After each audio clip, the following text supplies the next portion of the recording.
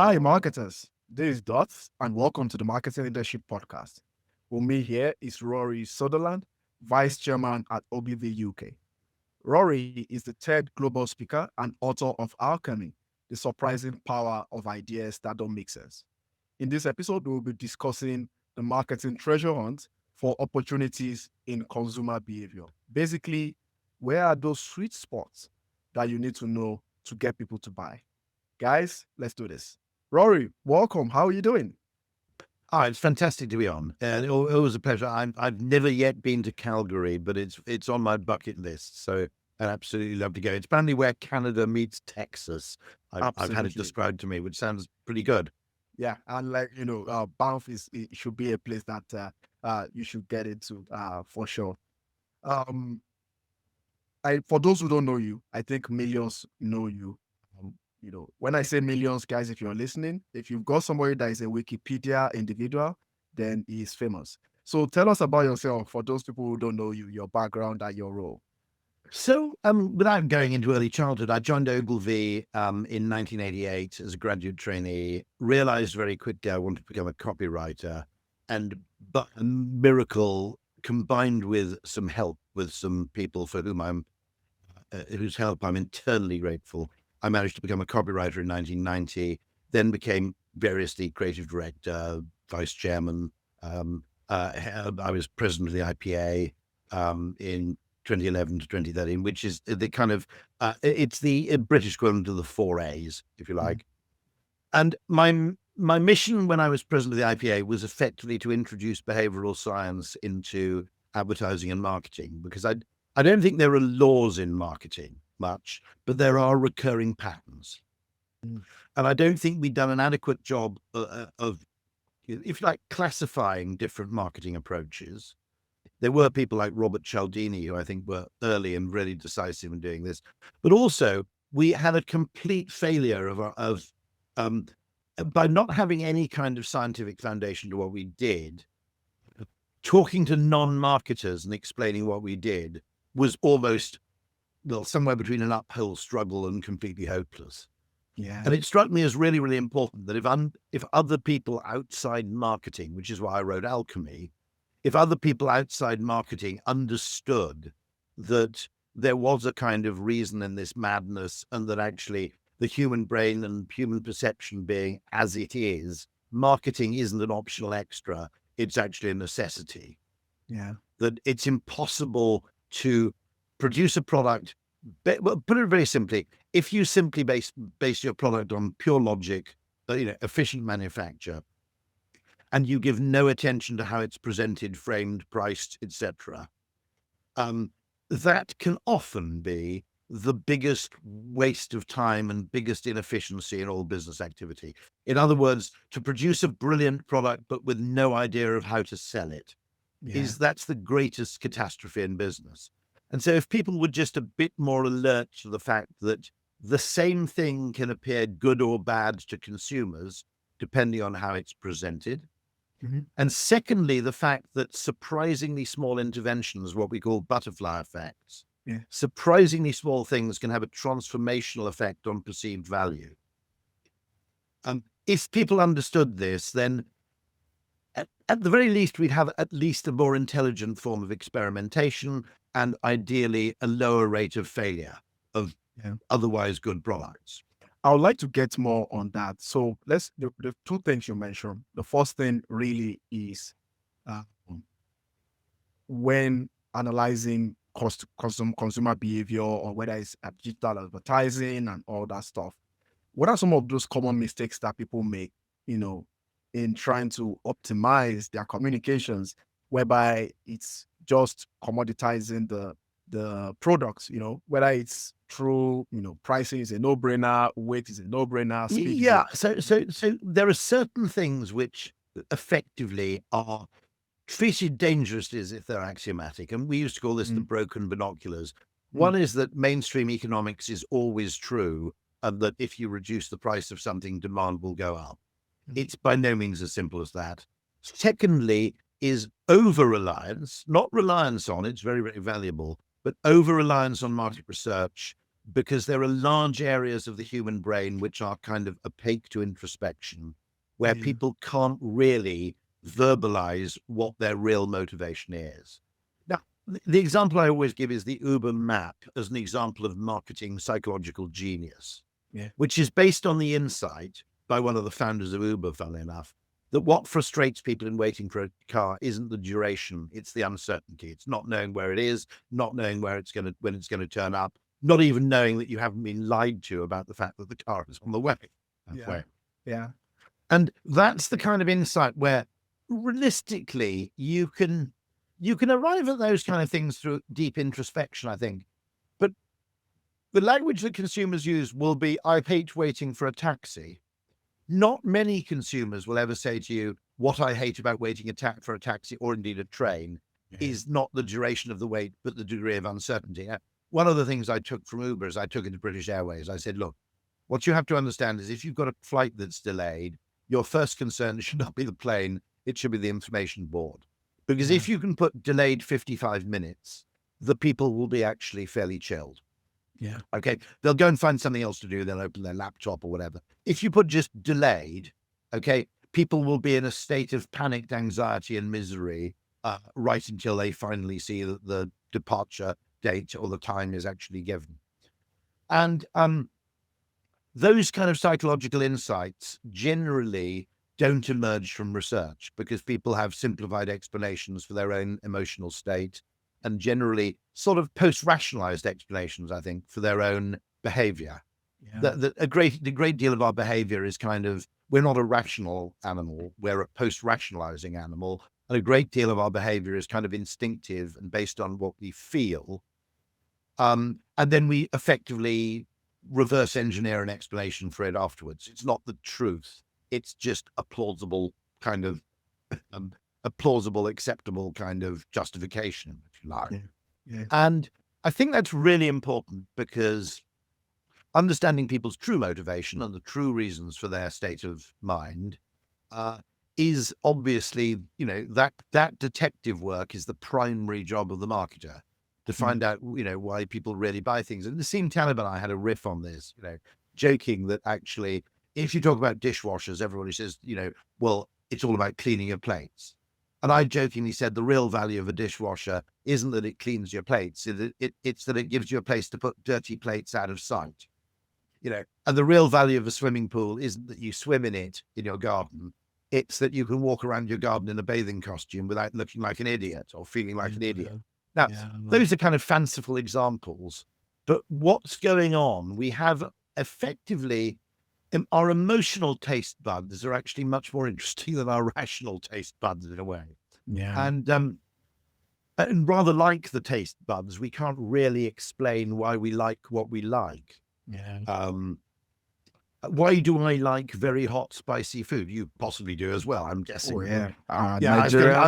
Okay. Why? It makes absolutely no sense. It's notionally painful. Some people hate it. But we can't really explain those things. And as a consequence, an awful lot of products are bought. Really, I gave a talk called Mad Masters, which is a kind of training course, which you're very free to join in the UK. And I said, the question to us is, what does your brand smell like? Because there's a certain quality to brands, which is a kind of, you can only describe it as a smell, which is something very, very deeply and viscerally felt, which we can't really put in. We don't really have the vocabulary for our sense of smell. We don't really have the vocabulary for our sense of brand preference either. Now, that's not to say research is a bad idea. It's certainly not to say that data is a bad idea. But I think you should view those things with the mindset of a detective, okay, which is, what do we need to know? What else do we need to know? What is it we don't know? And what business has increasingly given us is the mindset of a kind of fake scientist. We have a lot of data. The data will tell us what to do. Therefore, we'll do that. No one will blame us. And it'll be very easy to get the decision approved because the data and the market research and the economic theory told us to do these things. And it's very easy to follow those things. In fact, it's a good career move because you won't get fired either. But at the same time, the right mentality is not that, this, therefore that. It's, as Roger Martin says, your fellow Canadian, Congratulations on your citizenship, by the way. Thank I'm not you. a Canadian citizen, but I am followed by Tim Hortons on Twitter, which practically makes me Canadian. Wow. And so the interesting thing, the mentality, there's a scientific mentality, which is what do we know? What does it tell us? Now, I think that only in a minority of cases are marketers necessarily in that position, because we're dealing with the future, because we're dealing with things that are not quantifiable necessarily. We have to have the mindset of what is it we're missing, you know. And I watch a lot of true life crime, and I read a lot of detective fiction, both true and fictional. For I do that that too. reason, it's Yeah. practice. It's, and I agree with you. I think the key is focusing more on the quantitative data collection, if we use it that way, and also having that mindset change. Like you said, what else? Of course, this episode is not about the examples of interventions because we could go on here, but the method and the how to find those interventions, how to find those opportunities in consumer behavior, and how to think outside the box. I think one of your questions was, what's your favorite marketing metric? And in a Yeah. way, it's repeat purchase. Because I think ultimately, you can have very successful products. I Mhm. mean, one of the things is you get very successful products which have a flash in the pan effect because they attract people through novelty. Yeah. But they never actually go anywhere. 3D TV is one of the cases in technology. Yeah. Every 30 years, people forget that it failed last time, and they go and they get excited about the concept of 3D TV, and then nobody produces any content, and nobody wants to watch television wearing ridiculous spectacles, and it dies. It dies a death. Yeah. And so looking at the speed of uptake and looking at how logically something should appeal to us, which 3D TV should logically appeal to us. Actually, I think most of the 3D-ness that we have in our perception is actually produced in the brain. I don't think it's produced through binocular vision. And the example I always give of this is if you were looking at, say, I see. Banff, the scenery in Banff, okay, Yeah. or you were Yeah. looking at the Colosseum at sunset, okay, Yeah. and you closed one eye, you wouldn't Yeah. immediately go, oh, that's shit now. It's ruined it, right? Now I've closed one eye, that view is absolute crap, okay? And actually, we evolved binocular vision. Well, we probably have two eyes for redundancy rather than for binocular vision. It was probably very useful in certain things like throwing things and catching things. There was a value to it. But actually, most of the three... Now, there's a book I'm going to recommend to all you listeners if you're a marketer, because I think this book effectively says the science is now in and the marketers were right all along. And it's by a guy called Andy Clark, and it's called The Experience Machine. And in this book, Clark both revives and builds on a theory originally postulated by people like Hermann von Helmholtz in the 19th century and so on, which says that most of what we perceive is actually a prediction and an expectation. We don't actually use our eyes and our optic nerve to form a picture of reality. Our brain devises an expected view of reality, and we use our eyes for error correction. And so a great deal of what we perceive is what we've been led to expect. Now, if that isn't a justification for kind of the importance, or at least the essential role of marketing, I don't know what is. Yeah. It's very interesting because if you think about it, TV, MPEGs, JPEG, I don't know if you're a keen photographer, but they're very keen photographers photograph in something called raw mode, where every pixel is described in detail. And it's very good for photo editing, but it means your bloody photos are about 7 gigabytes each. Exactly. And it's kind of unwieldy, okay? And you couldn't watch TV in raw mode because the bandwidth you'd need to watch Netflix in raw mode would be insane. So what they've come up with is a data architecture where your Samsung television effectively has an expectation value for each pixel based on the preceding pixel chronologically and the adjacent pixels. Yeah. And it only uses data to the extent that the pixel differs from the expectation value. And it's a much more economical use of bandwidth to do that. Don't tell me what is, tell me what's different from what you'd expect it to be. And that's how JPEGs work, that's how MPEGs work. It looks like the human brain, effectively, to maximize the value of the optic nerve, has effectively come up with the same data architecture as photo compression. But that has a real bearing on the fact that actually it's impossible for us to see anything in a way that's context-free. That also crops up in this book by Andy Clark, that effectively the way we process information I'll give you a clear example, okay? If you're walking in a crowded street and you hear footsteps, you don't even notice them. If you're walking down a kind of dark alleyway late at night, suddenly some footsteps coming behind, I'm often you scared, process for it in a sure. totally, you're crapping yourself. Yes. Oh, Now, yes. so the interesting thing there is that, in a sense, we have a sensory apparatus that cannot be separated from a kind of a theatrical setting, a kind of contextual setting. Yeah. And as a consequence, that means that marketing isn't an optional extra. It means that if you haven't thought about how you contextualize your product, there's a huge danger that regardless of the other virtues of your product, it will simply fail to succeed. And I always argue that, actually, a great product where you have no idea how to sell it isn't a great product. In a free market economy, at least, it's not a great product. And there are all these things. Okay, I mean, you notice once you realize this, you notice all the time that products are being designed based on market research, based on economic assumptions, and there's an extraordinary degree. I occasionally search for the phrase. I haven't done it for a few years. Emotional efficiency in inverted commas on Google. And there are only like 20 instances of anybody using the phrase emotional efficiency. There's thousands, billions of mentions about efficiency in logistics, efficiency in manufacturing, efficiency in financial investment, and so on and so forth.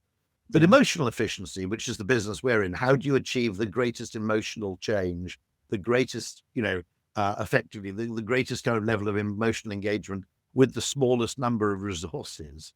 That's the business we're in. And yet nobody ever talks about it. Instead, they talk about efficiency in relation to everything except perception.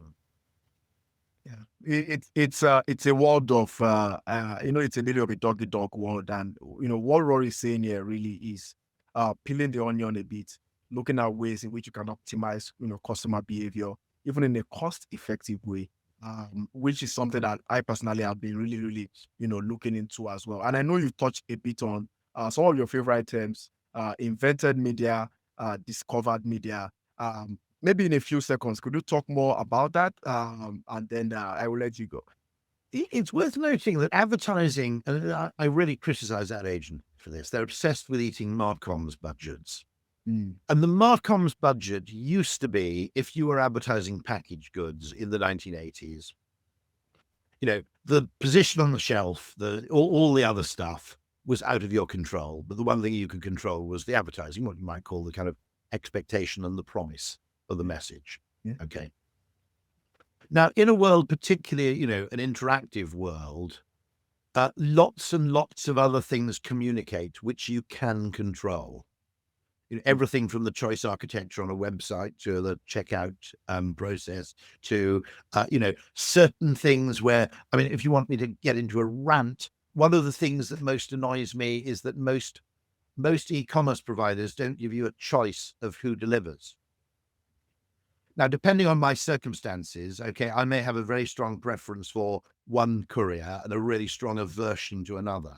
Yeah. But I'm given no control because that's a decision taken by procurement. Now, I think you're losing tons of sales for that reason. Okay, it's just slightly different with Amazon, where you kind of typically trust them to deliver because they're pretty good. But there are these things which are effectively, emotional triggers and nudges all over the place in terms of behavior. Yeah. And we need to understand all of them because, the funnel is of, the whole, not that the funnel's an analogy, it's not really a truth, but, it's a much, much more complicated thing. Flywheel. Yeah. It's vastly more complicated. And the extent to which I think, when spending people's disposable discretionary income, the extraordinary potency of certain emotional factors.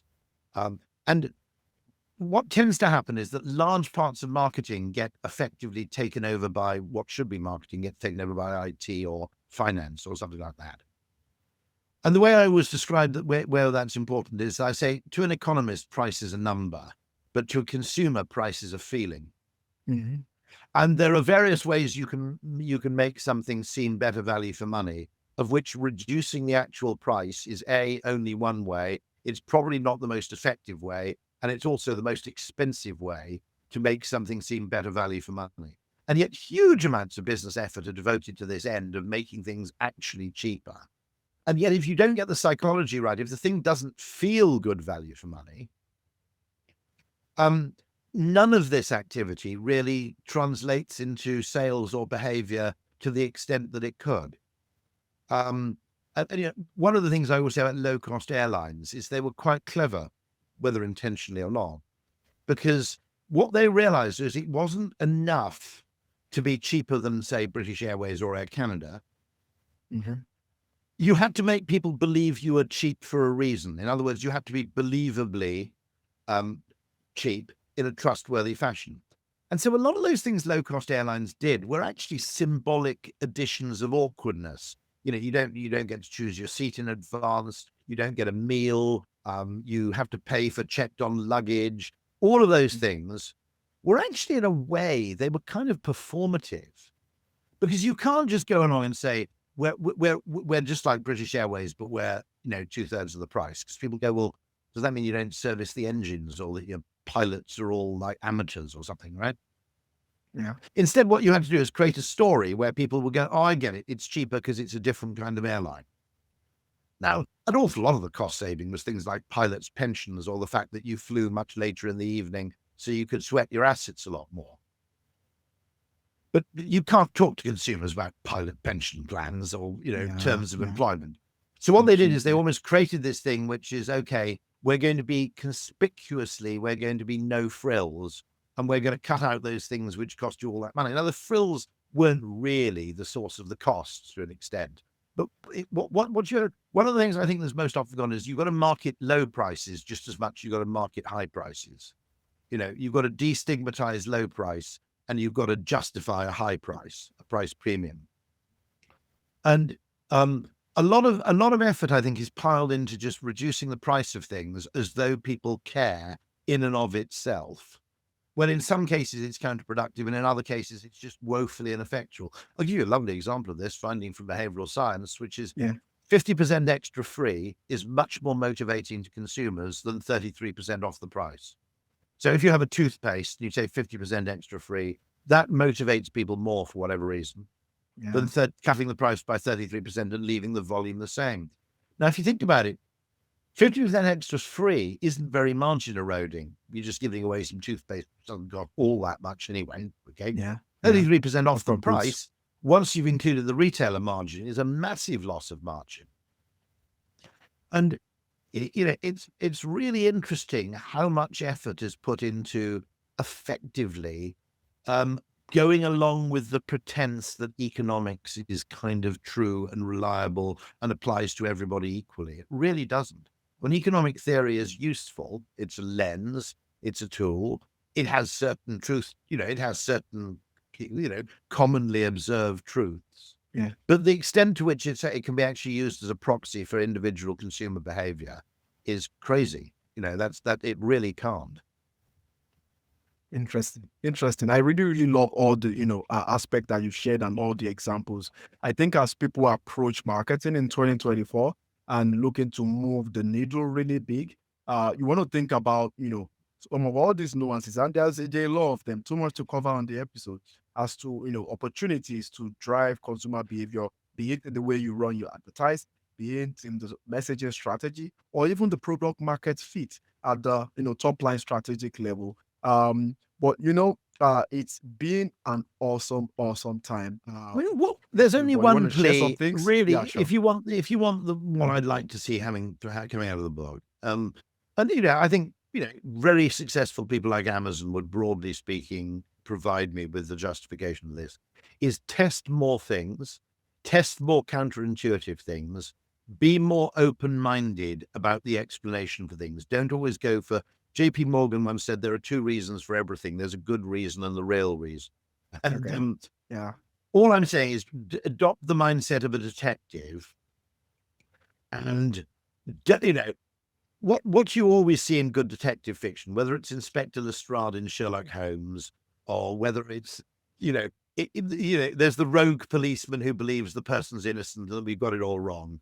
One of the most common narratives in detective fiction is everybody goes along with the obvious explanation, and it's left to the lone individual to effectively dissent, and I think that's the job. I think that's increasingly a job we need to see within business, which is, okay, just because something makes sense doesn't mean it's true. Yeah. And so having that mentality where you go, well, maybe people are doing this for this reason, but maybe. And I'll tell you a lovely story about this. So I long had a theory that people don't really buy on deal because it's cheaper. They buy on deal because they like a deal. Okay. They like the feeling of a deal. Okay. And they don't like to miss out on a deal. Yeah. And if you're indifferent between three products, you'll buy the one that's on deal. Yeah. And I always wanted to do an experiment, which was just, it's obviously completely illegal and totally unethical, but let's put 50% extra free on a washing powder box or on a bar of chocolate or on, toothpaste or whatever. But we'll put the price up by 50%. So we're actually lying. Okay. But what I wanted to see what would happen is if you put the price up by 50%, but you claim it's 50% extra free, what happens to sales? Because if economists are right, people look at the price and they go price utility. Well, given that price, I'm not getting any more utility than I am, etc. Now, obviously, it's completely illegal to do this. I had no plans to do it, but I mentioned it once to somebody who said, I know the answer to the question. I won't name who it was. I won't name the company they work for obvious reasons. But they said, I know the answer to that question. I said, well, how? Because obviously you can't do that. It's illegal and it's wrong. I just wanted to do it just as an experiment to find out what. And they said, well, the reason I know the answer to that question is twice a year we do it by mistake. Okay, we've got 50% free. We forget to somehow mark down the price, and so you end up. But on the digital side, it's easy. There are A/B tests nowadays that allows you to do stuff like that. Although that would be illegal, that would be definitely in breach of trading standards. But I just said, can you give me your data? And for obvious reasons, he said, no, I cannot give you the data because obviously we're embarrassed about it. But I can tell you one thing. He said, you wouldn't believe how much money we make. And so it occurs to me that, I've also got a theory, okay, that if you took a shop like Harrods in the UK or one of my favorite stores, which is the Hudson's Bay Company. Do you have one in Calgary? You've got the Bay, as you call it. I've got one of their fantastic striped bath towels. If you actually just drop the prices by 30%, you didn't do any marketing, I don't think sales will go up very much. The reason people shop in a sale is a lot of effectively combining combinatorial factors like peer pressure, FOMO, social proof, crowds queuing outside, bags with sale on it, razzmatazz, trumpets. If you take away all that stuff, you'll probably sell a little bit more because of the, generally people go, well, actually, that's not that bad. But the extent to which a sale is an economic act versus the extent to which a sale is kind of a theatrical act, I think we just have to have a debate about it. Interesting. Because effectively, as I said, to economists, price is a number. To the consumers, price is a feeling. And mostly, it's not quite true to say we act on our feelings, but without feelings, we don't really act very much. I know that. We don't act well. Yeah. Interesting. This is so much, how do I put it? This is so, and definitely, it's based on your background in the space at your work and, it's probably the, setting up the I had a great business privilege. units. I started in direct marketing. And of course, in direct marketing, you can test, you get results, you test at large scale. Yeah. Very quickly taught me that one, people don't necessarily know what they want, that what they want depends on how you present it, but also that very small things, occasionally either counterintuitive or seemingly irrelevant things, can make an enormous difference to how people behave to an extent which is truly amazing. I mean, literally little things like whether you could choose to respond by post or by phone, or you were given one or other of those options, it would literally multiply the response rate by sort of 2 or 3. giving people a choice of response channel. Now, in standard economics, that should never happen. Okay. Yeah. Okay. Well, the economists aren't idiots. They know their transaction costs. Richard Thaler, the Nobel Prize-winning economist, Chicago economist, talks about transaction utility, which is a concept he invented, which is how it feels to buy something, effectively, how the act of purchase actually makes you feel. And I think it's kind of the opposite of a transaction cost. And I think it's a really, really useful, I think it's one of the most useful additions to the vocabulary, actually. What's your transaction utility? It's like my attempted addition to the vocabulary in emotional efficiency. Yeah. We always go, okay, it's a cost saving, but is it emotionally efficient? Supposedly in the Doubletree hotel chain, I don't know if you've ever stayed in the Doubletree, but they give you a free warm cookie when you check in because they've got an oven under the check-in desk, okay? Interesting. And the finance people supposedly have been trying to get rid of this thing for years because they see it as a cost. But equally, the last time I stayed in the Doubletree, I can't remember what the room looked like, okay? But I can remember the cookie. Now, that cookie isn't efficient if you define a hotel stay in purely transactional utilitarian terms. But if you want a hotel stay to be memorable and distinctive and have a component of unexpected value, that cookie is doing 80% of the work, Yeah, absolutely. You're right. It's all the way about the nuances. In this podcast, we used to have Brian Kramer. He is the H2H, human to human marketer. Yeah. So also this is like, if not all, is really, really about it. Rory, I know we could go on and on here. We spoke of the I know that Brian has to go, so I must let Brian go free. But of and course, I've just got somebody at the door, so it's a perfect time. I better stop at this point. Absolutely. So thank you so much for doing this, guys. This is how we do it on the Marketing Leadership Podcast. Rory Sutherland, the great one, is here on this podcast. So many great things about consumer behavior. And just go to my website, Just Loves Marketing, for all the episodes like this one. And till next time, guys. It's been a delight. Thank you very much indeed. Yeah, thank you. Thank you for listening to the Marketing Leadership Podcast, brought to you by Listen Network. There will be links to resources mentioned in today's show notes. If you enjoyed this episode, please leave a 5-star review and be sure to subscribe so you never miss an episode.